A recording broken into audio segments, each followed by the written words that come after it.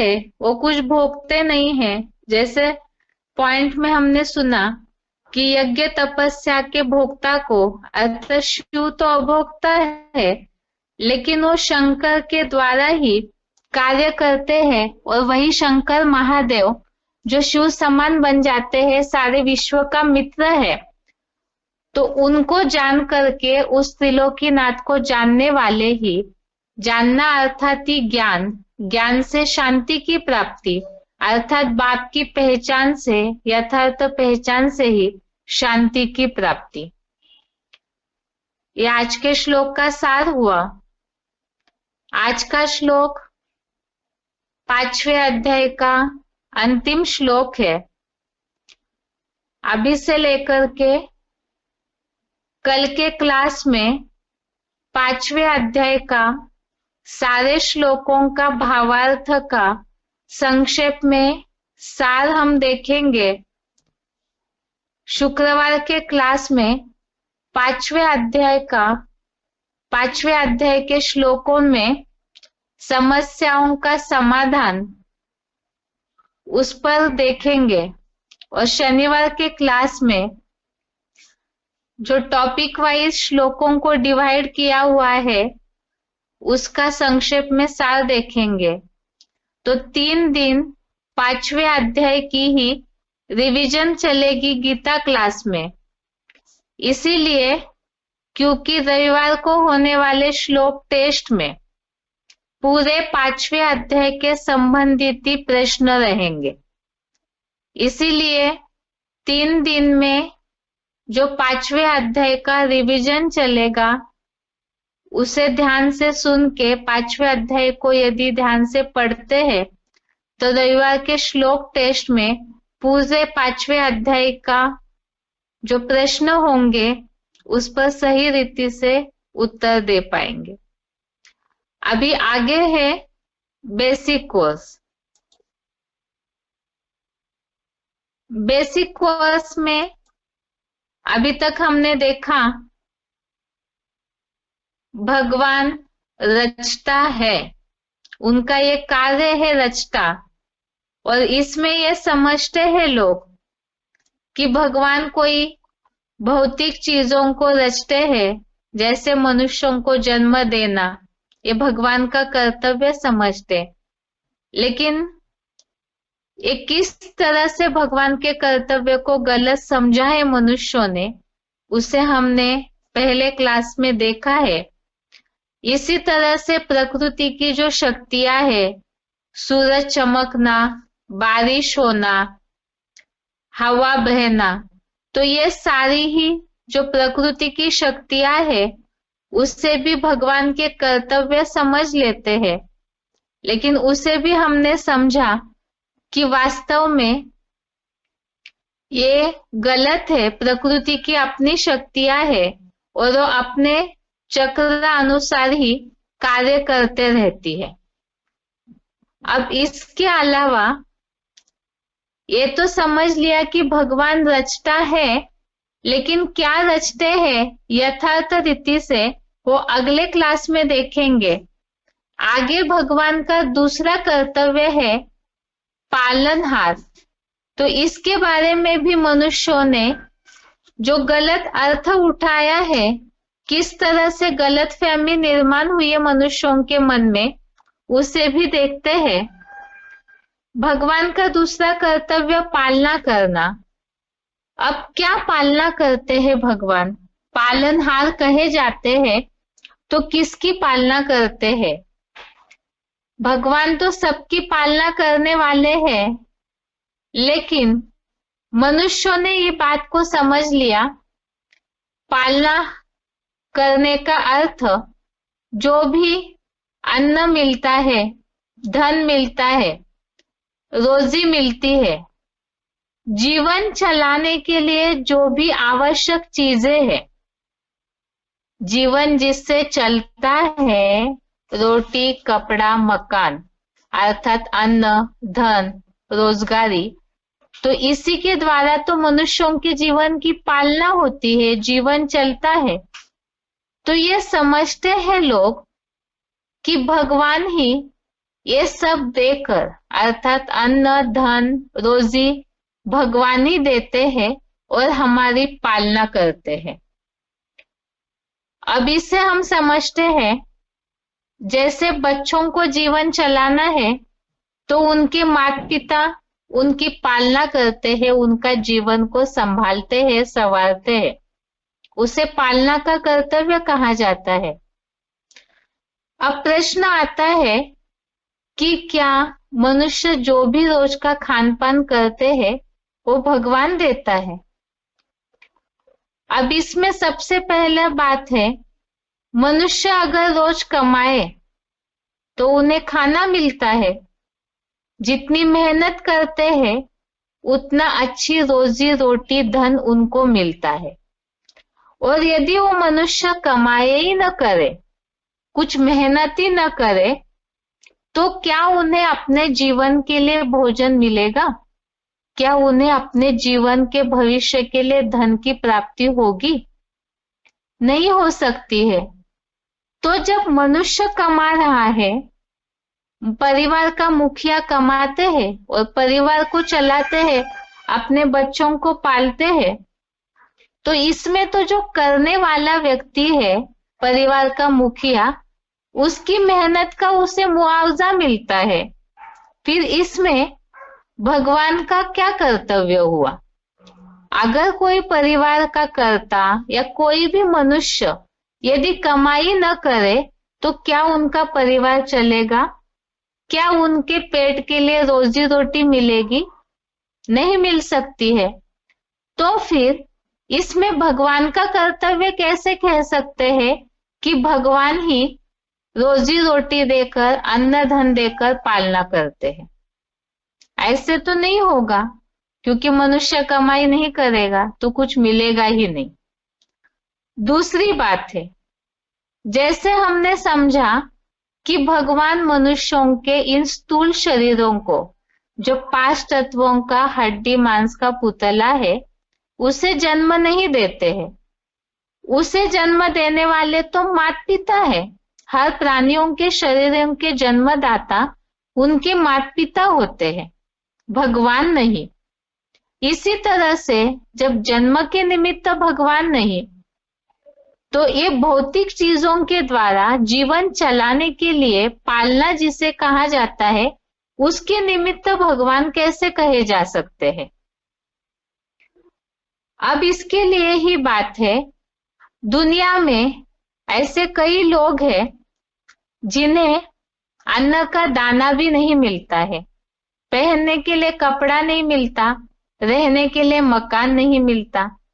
ये तो सब जानते हैं कि रोटी, कपड़ा और मकान ये जीवन की मूलभूत आवश्यकताएं हैं, और ये न मिले तो जीवन चलना मुश्किल हो जाता है।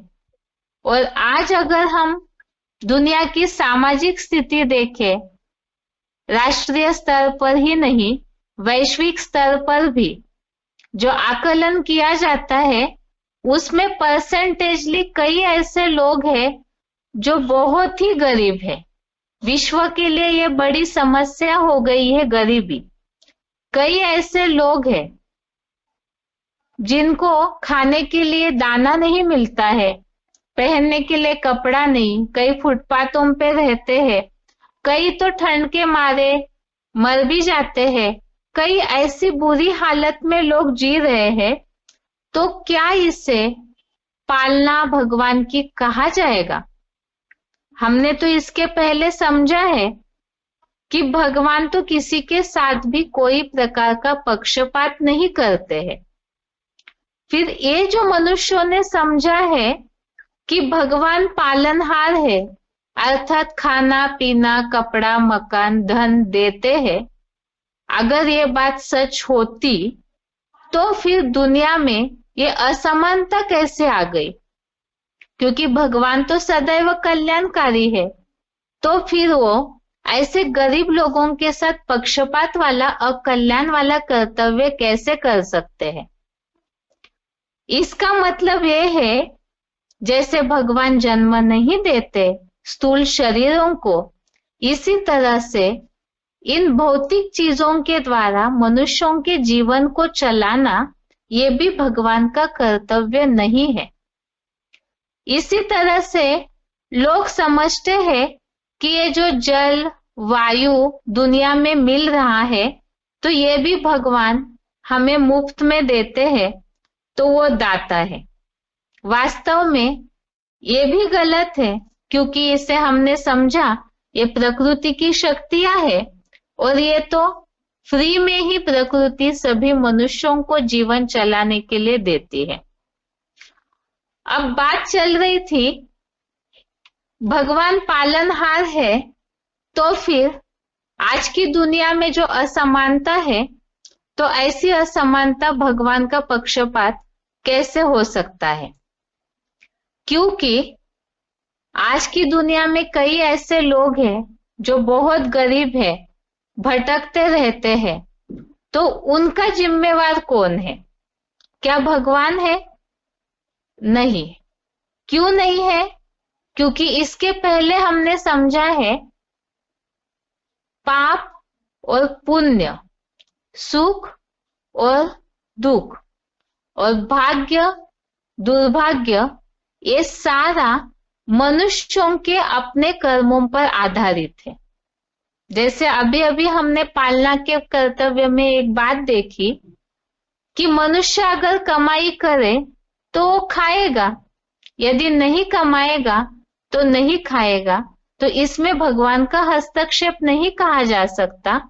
इसी तरह से आज दुनिया में ऐसे जितने भी गरीब लोग हैं जिन्हें खाने पीने के लिए तरसना पड़ रहा है, कहीं भी सहारा नहीं है, सर पे छत नहीं है, तो ये जो गरीबी है जिसे ही सर्वसामान्य लोग दरिद्रता कहते हैं, और इस दरिद्रता के लिए कहावत प्रचलित है, नहीं दरिद्र सम पातक पुंजा, अर्थात पापों का पुंज है दरिद्रता, और इसके बड़ा पाप गरीबी मिलना, यही सबसे बड़ा दुर्भाग्य है। और वो इसीलिए है क्योंकि वो पाप कर्मों का पुंज इकट्ठा होने पर ही दरिद्रता मिलती है। अब जब ये मनुष्यों के कर्मों का, पाप कर्मों का, विकर्मों का फल है गरीबी, अर्थात उनका दुर्भाग्य, इसीलिए उन्हें उनके जीवन की पालना सही रीति नहीं होती है, तो इसमें भगवान का हस्तक्षेप कैसे कह सकते हैं? इसमें भगवान का कोई लेन देन ही नहीं है। जैसा मनुष्य करेगा वैसा उसे मिलेगा। इसमें भगवान का अन्याय नहीं कह सकते। कई लोग इस बात की गलतफहमी में रहते हैं, अगर कोई बिजनेस में नुकसान हो गया, गरीबी आ गई, पूरे रास्ते पे आ गए लोग, तो सोच लेते हैं कि भगवान ने हमसे सारा धन छीन लिया।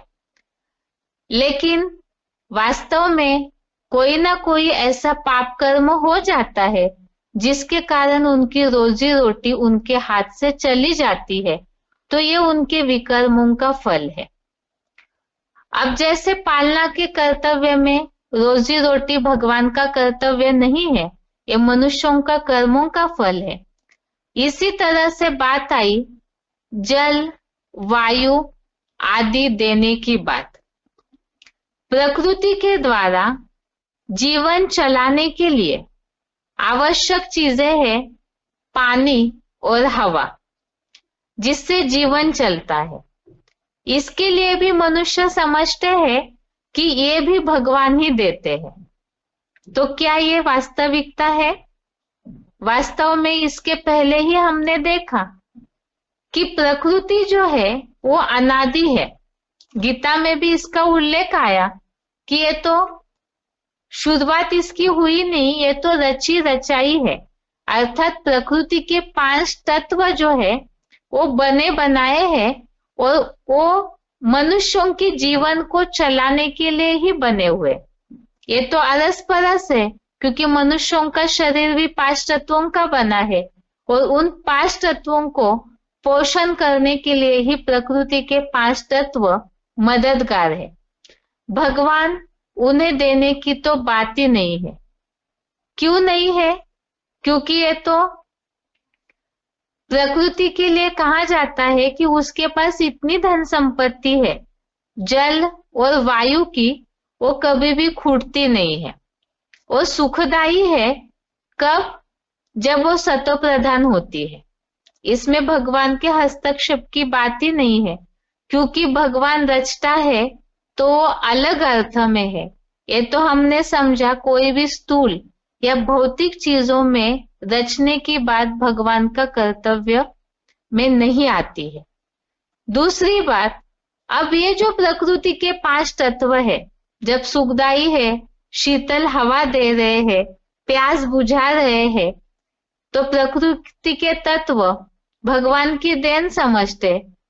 और यदि यही प्रकृति के 5 तत्व विकराल रूप धारण करे, दुख देते हैं, तो क्या ऐसे दुखदायी कर्तव्य भगवान की पालना कह सकते हैं? तो इसमें भी मूल बात समझने की है कि वास्तव में भगवान का कर्तव्य दुखदायी हो ही नहीं सकता है। ये सब जानते हैं कि प्रकृति को पोल्यूट मनुष्यों ने किया है। आजकल ये जो भी साइंस वाले जन जागृति कर रहे हैं, तो ये जानते हैं कि मनुष्य प्रकृति को प्रदूषित करते हैं, तो उसी आधार से और साथ ही साथ हर चीज दुनिया की जो सृष्टि चक्र के चित्र में हमने देखा है, सतो प्रधान से तमो प्रधान तो बनती ही है। सृष्टि का चक्र अभी अंतिम दौर पर है, तो उस आधार से भी प्रकृति के तत्व तामसी बने तो कहीं ज्वालामुखी होना, कहीं धरनीकंप होना, कहीं बाढ़ आना, कहीं साइक्लोन आना, कहीं सुनामी आना, इस तरह से जो विध्वंसकारी विनाशकारी रूप धारण करते हैं, तो मनुष्यों के लिए वो दुखदायी बन जाते हैं। लेकिन भगवान तो हमेशा के लिए कल्याणकारी, शुभ करने वाले, सुख देने वाले हैं, तो वो किसी को दुख कैसे दे सकते हैं? इसीलिए ही ये बात सिद्ध होती है कि ये दुखदायी कर्तव्य अर्थात प्रकृति के द्वारा ये जो भी हो रहा है, ये भगवान की पालना का कर्तव्य नहीं है।